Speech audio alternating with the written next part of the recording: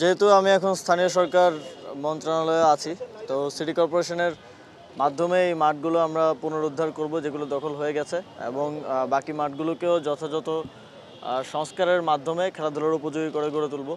আর শুধু স্টেডিয়াম না, স্টেডিয়ামে তো একদম অ্যাডভান্স লেভেলের খেলাধুলাটা হয়, কিন্তু আমাদের খেলোয়াড়রা তো উঠে আছে এই ছোট ছোট মাঠ থেকেই। তো এগুলো আমাদের একটা প্রায়োরিটির অংশ থাকবে। আপনারা জানেন, ঘনবসতিপূর্ণ শহর হওয়ায় ঢাকায় খোলা জায়গা মাঠের যথেষ্ট অভাব আছে। আমরা যখন স্কুলে ছিলাম তখন আমরাও খেলাধুলা করার জায়গা পেতাম না। তো সেই জায়গা থেকে আমরা ঢাকায় এই মাঠগুলোকে পুনরুদ্ধার করব। এর পাশাপাশি আমরা যেই জায়গাগুলোতে এখনও শহর নতুন করে বাড়ছে, ক্রমবর্ধমান, সেই জায়গাগুলোতে যেন পর্যাপ্ত পরিমাণে মাঠ থাকে, খোলা জায়গা থাকে খেলাধুলার জন্য, সেটা নিশ্চিত করার জন্য কাজ করি। এটা আমি অবশ্যই দেখব যে ধানমন্ডি ক্লাবের বিষয়টা কি, বা অন্যান্য ক্ষেত্রেও।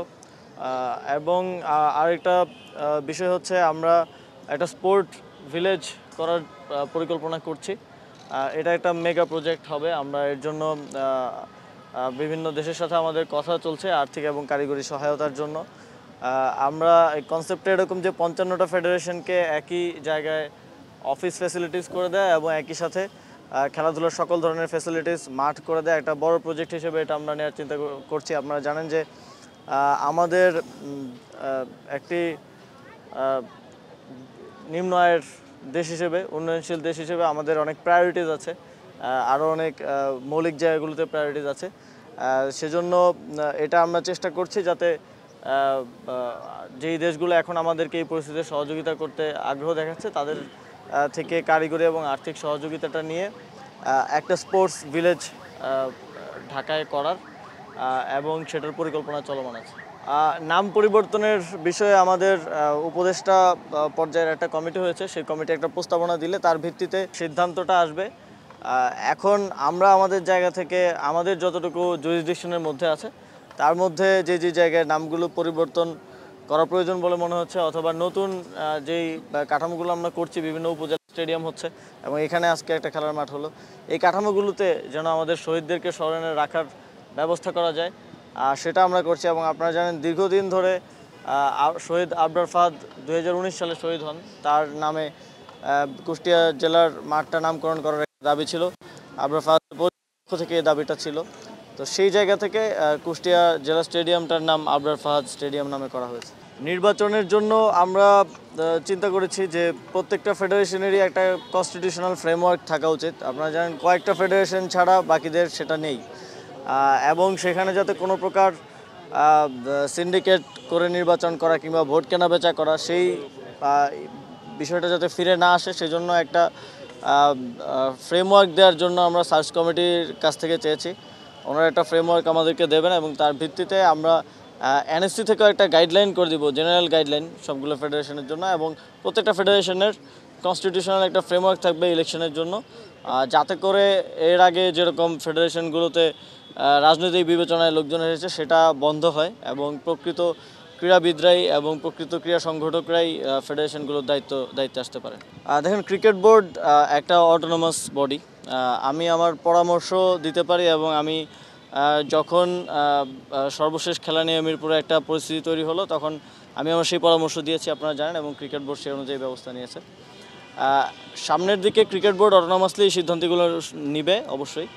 সেক্ষেত্রে আমার যে কোনো পরামর্শ যদি ওই সময়ের প্রেক্ষিতে দেওয়ার মতো থাকে, আমি সেটার জন্য একটা কমিটি অলরেডি করে দেওয়া হয়েছে। বঙ্গবন্ধু স্টেডিয়ামে যে দোকানগুলো আছে এবং বঙ্গবন্ধু স্টেডিয়ামের সৌন্দর্য বর্ধন সহকারে এই সবগুলো বিষয় নিয়ে সেই কমিটি একটা প্রস্তাবনা প্রায় অলমোস্ট রেডি করেছে।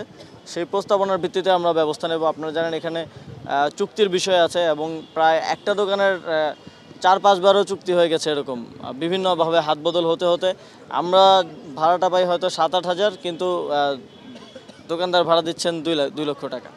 তো সেইটার সমন্বয়টা কিভাবে হবে, এবং আমরা একটা দাম নির্ধারণ করে দিব, যাতে আমাদের এই আয়ের অর্থটা আমরা আবার যে ফেডারেশনগুলোর আর্থিক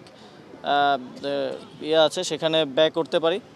এবং একই সাথে বঙ্গবন্ধু স্টেডিয়ামের একটা স্টেডিয়াম তো এরকম হতে পারে না, ভিতরে ঘিঞ্জি অবস্থা, ময়লা ফেলে রাখা। সৌন্দর্য বর্ধনের জন্য আমরা ব্যবস্থা নেব, যথাযথ ব্যবস্থা নেব। স্টেডিয়ামগুলো করার থেকে বেশি গুরুত্বপূর্ণ হচ্ছে রক্ষণাবেক্ষণ এবং এর স্টেডিয়ামগুলোতে যাতে খেলাধুলা নিয়মিত হয় সেটা নিশ্চিত করা। তো সেটার জন্য আপনারা জানেন যে আমরা উপজেলা ক্রীড়া সংস্থাগুলোর পুনর্গঠন কার্যক্রম চলমান আছে। ইতিমধ্যে আমাদের কাছে 9টা উপজেলা, 12টা জেলা আর বিভাগীয় কয়েকটা ইয়ার প্রস্তাবনা এসেছে। আমরা সেগুলো পর্যবেক্ষণের মাধ্যমে, যথাযথ পরীক্ষণের মাধ্যমে সেগুলো পুনর্গঠন করে দেবে এবং তারাই এই দায়িত্বগুলো পালন করবে লোকালি উপজেলা টুর্নামেন্ট, জেলা টুর্নামেন্টগুলো করার এবং সেই মাঠগুলোকে ব্যবহারে রাখার। এবং শহীদদের যেই পূর্ণাঙ্গ তালিকা, এখানে আপনারা জানেন অনেকগুলো ব্যারিয়ার আছে এক্ষেত্রে। যেই প্রথম দফায় যখন 18, 19, 20, 21 তারিখ যখন গুলি করা হলো, তখন এমনও ঘটনা ঘটেছে যে হাসপাতাল ভর্তি নেয়নি এবং হাসপাতাল সময় মতো চিকিৎসা করলে হয়তো বেঁচে যেত, কিন্তু সেই সিচুয়েশনও হয়নি। এবং ছাত্রলীগের সন্ত্রাসীরা বিভিন্ন হাসপাতালের সামনে দাঁড়িয়েছিল। আপনারা দেখেছেন যে অনেককেই সেখান থেকে মুমূর্ষু অবস্থায় ফিরিয়ে দেওয়া হয়েছে। তো সেই ডকুমেন্টগুলো নেই। এবং আরও একটা বিষয় হচ্ছে গণকবর। আপনারা দেখেছেন গতকালকে আমি নিউজে দেখলাম যে বৈষম্যবিরোধী ছাত্র আন্দোলনের নেতৃবৃন্দ গিয়েছে গণকবর পরিদর্শনে, প্রায় 127 জনের গণকবর। তো সেখানে আমরা সমাজ কল্যাণ মন্ত্রণালয়, স্বাস্থ্য মন্ত্রণালয়ের সাথে কথা বলছি কীভাবে ডিএনএ টেস্ট করার মাধ্যমে তাদেরকে শনাক্ত করা যায়। এই শনাক্তকরণ এবং এই প্রক্রিয়াটা যদি যথাযথ না হয় এখানে, তাহলে এটা নিয়ে একটা প্রশ্ন থেকে যেতে পারে। যেমন মুক্তিযোদ্ধাদের ব্যাপারেও, ভুয়া মুক্তিযোদ্ধার প্রশ্নটা এখনও আমাদেরকে ফেস করতে হয় আজকে 54 বছর পরে এসেও। সেটা যাতে কোনোভাবে না থাকে সেজন্য আমাদের একটু সময় লাগছে, কিন্তু অতি দ্রুতই এই চূড়ান্ত তালিকাটা প্রকাশ করা হবে। কিন্তু তালিকা কিন্তু অলরেডি একটা তালিকা আছে, যে যতটুকু পর্যন্ত আমাদের ভেরিফিকেশন হয়ে গেছে সেই তালিকাটা কিন্তু আছে। এবং যাদেরকে ভেরিফাই করা হচ্ছে নতুন করে, সেটাও তালিকাতে অন্তর্ভুক্তির মাধ্যমে একটা পূর্ণাঙ্গ তালিকা প্রকাশ করা হবে। শেষ করে, থ্যাংক ইউ। ধন্যবাদ।